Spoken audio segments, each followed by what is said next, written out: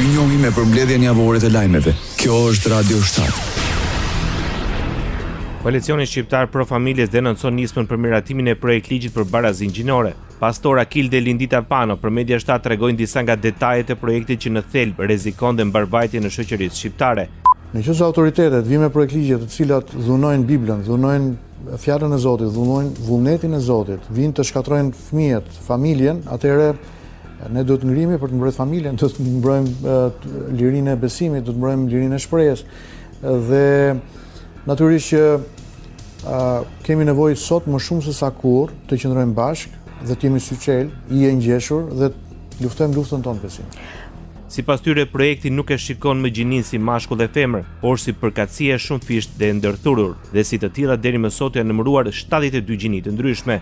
Në projektin e parashtruar për miratim parashikohet ndryshimi i gjuhës me ndjeshmëri gjinore. Ligji, sipas koalicionit Pro Familjes, parashikon ideologjizimin gjinor të fëmijëve në shkolla, ndryshimin e kurikulave dhe trajnimet të mësuesve dhe psikologëve nga organizata jo fitimprurse. Nuk duam ta humbasim brezin e fëmijëve tanë.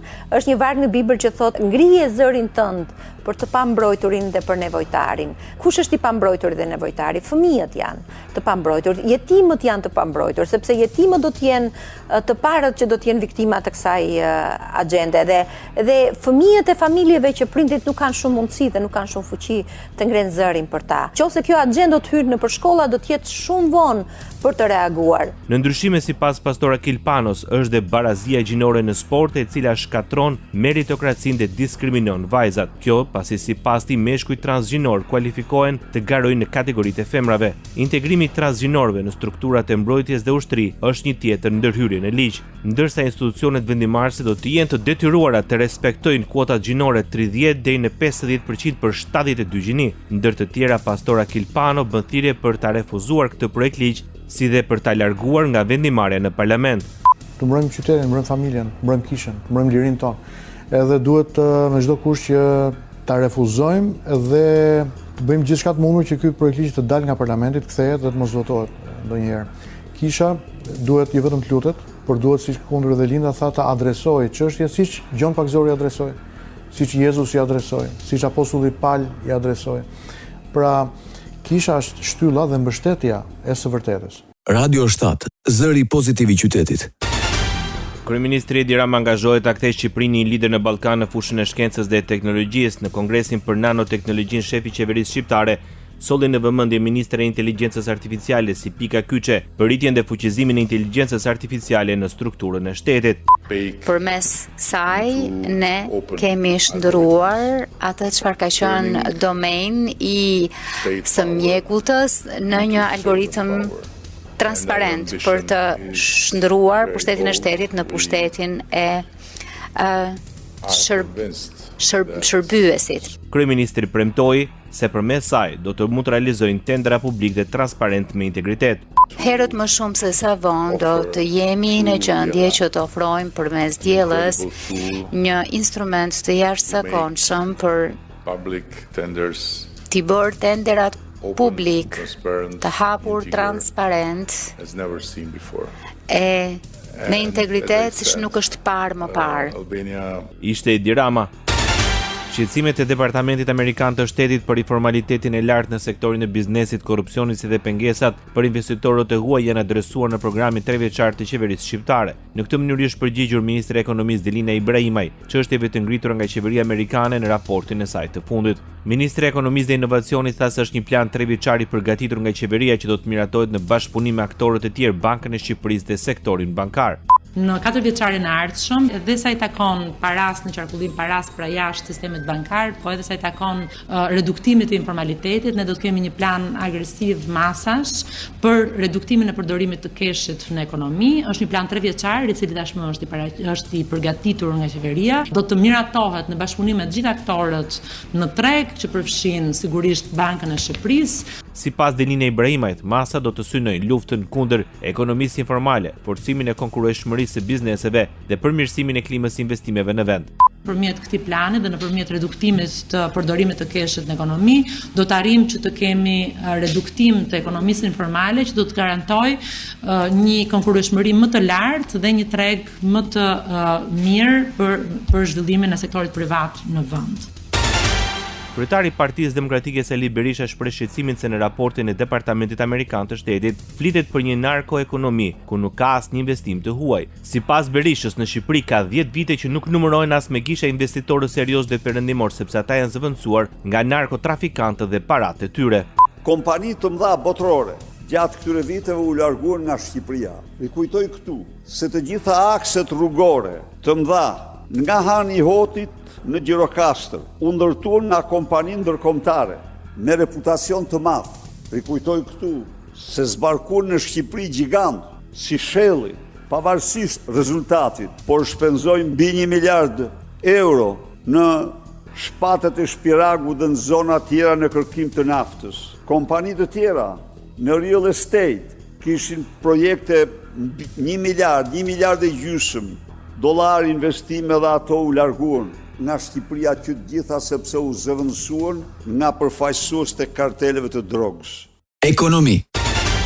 Rreziku i goditjeve nga jashtë dhe rreziku i përkesimit të ekonomisë në vend janë klasifikuar nga sektori bankar në Shqipëri si dy rreziqet kryesore sistemike. Vlerësimi për rrezikun e goditjeve nga jashtë paraqitet më i lartë në krahasim me periudhat e mëparshme. Për sa i takon zhvillimeve të brendshme, rreziku lidhur me luhatin e vlerës së pasurive të paluajtshme ka vijur të mbetet në grupin e rreziqeve kryesore dhe perceptimi rreth tij është rritur më tej. Dinamikat e kohëve të fundit në tregun e pasurive të paluajtshme dhe rritje vazhdueshme e çmimeve ka rritur shqetësimin e bankave lidhur me ecurinë e ardhshme të tyre në kushtet, kur një pjesë e konsiderueshme portofoleve të kredis është e ekspozuar me aktivitetin e këtij tregu. Pavarësisht zhvillimeve dhe sfidave të momentit, situata e mirë financiare e sektorit bankar dhe likuiditeti i bollshëm ka bërë që besimi i bankave në qëndrueshmërinë e sistemit bankar në të ardhmen do të mbetet mbi nivelin mesatar dhe i pandryshuar. Ministri i Mbrojtjes i Shqipërisë Piro Vengu takon në Varshavë homologun Vlaslej Kosiniak-Kamys dhe diskutojnë fuqizimin e kapitalit njerëzor dhe rritjen e kapaciteteve prodhuese në industrinë e mbrojtjes. Përmes një postimi në rrjetet sociale, Vengu shpreh se Polonia është një aleat i qëndrueshëm i procesit antarësimit të Shqipërisë në BE.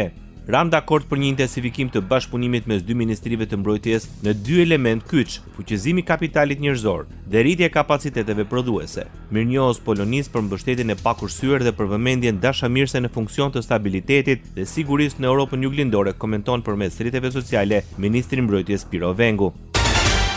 Pagesat e taksave të makinave për qytetarët në Shqipëri tani mund të bëhen online dhe përmes portalit i Albania. Njoftimi është bërë i ditur përmes rrjeteve sociale nga kryeministri i Shqipërisë. Në videon e shpërndar nga Edi Rama theksohet se kjo risi do të sjellë kurstimin e 11.500 ditëve të punës, do të kushtoj qytetarëve mbi 4.7 milion kilometra rrugë dhe 331.000 litër karburant. Politik. Puç kushtetuese komentoi kreu i grupit parlamentar të Demokratëve Gazvend Bardhi reagimin e presidentit Bajram Begaj mbi zgjedhjet në Tiranë dhe 5 bashkitë e tjera të vendit. Bardhi akuzoi kreun e shtetit si një robot që komandohet nga Edi Rama. Ashtu siç kishin parashikuar, Bajram Begaj nuk është presidenti i shqiptarëve, deklaron kreu i grupit parlamentar. Në reagimin e tij në rrjetet sociale, thuhet se me shkeljen e rëndë që është kryer ndaj kushtetutës, presidenti i Republikës ka rënuar edhe autoritetin e gjykatës kushtetuese të Shqipërisë dhe themelet mbi të cilat ndërtohet shteti së drejtës. Kryetari i shkarkuar i Bashkisë së Tiranës Erion Veliaj ankimon shkarkimin në gjykatën kushtetuese.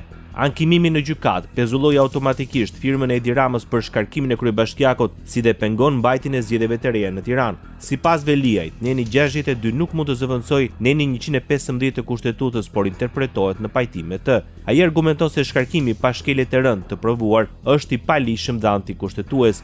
Këshilli i Ministrave miratoi vendimin për shkarkimin e Veliajt pas propozimit të miratuar nga Këshilli Bashkiak me argumentin se nuk është paraqitur prej 3 muajsh në detyrë. Ky veprim i Veliajt pezulloi shkarkimin si dhe pengon mbajtjen e zgjedhjeve të reja në Tiranë. Partia Demokratike në Shqipëri nuk e heq dorë nga kërkesat e saj për shkarkimin e kryetarit të kuvendit.